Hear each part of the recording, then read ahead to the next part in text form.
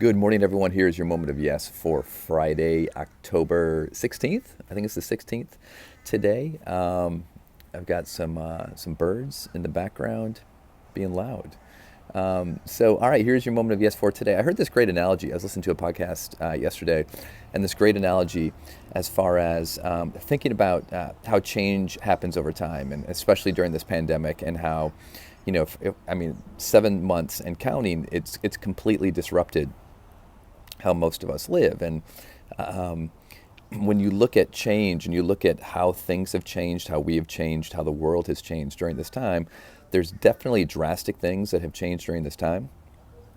But most change in our life, the analogy they use is like a mist, right? It's like when you've got like that sprinkler or the hose on like the super mist feature.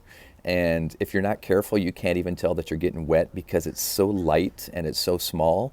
But, if you stay there for a little bit, you will get soaked, even though you can't even really feel that you're getting wet at that time because the mist is so subtle and it's so small.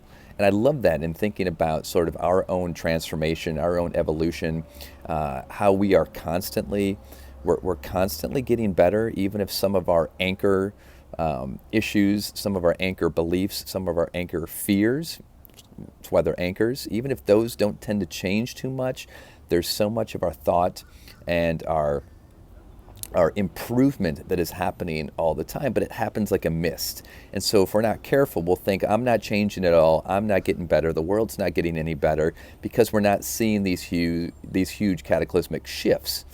But when we truly see that how you are changing and how I am changing and how we are changing and hopefully how the world is changing is more of a mist, and that it's subtle, but it's constant, and it's like the idea of marginal gains or micro changes, right? But when we're committed to just being open-minded, when we're committed to curiosity, when we're committed to compassion, we're allowing ourselves to be in that mist and be transformed by it, even if we can't notice while we're being transformed. It's like growing as a child. You can't necessarily feel that you're physically growing, but you look in the mirror and you're like, holy cow. I remember I tell everyone, between the summer of my sophomore year of high school to my junior year of high school, I grew 6 inches over the summer, but I didn't know it. I didn't notice it, but I didn't even recognize myself in pictures because it feels so subtle at the time.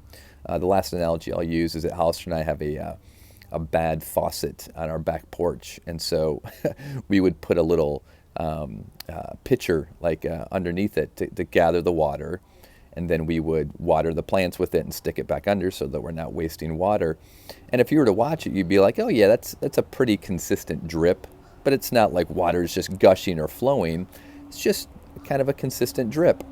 But in that, those drips would add up to a full pitcher of water by the end of the day, right? That is some serious impact when you look at it from that perspective. But if you just notice a drip every once in a while, it doesn't feel like it's doing anything. So your moment of yes today is notice the mist that you are constantly living in for your improvement. Appreciate that. Have that perspective as you pull back and you look at the world and you're like, okay, I don't always see the changes that I want, but I accept that I am living in the mist. And the mist is always doing its work. You are doing your work. You're being transformed, even if you can't feel it. That's your moment of yes for today, guys. Have a great weekend. I'll see you on Monday.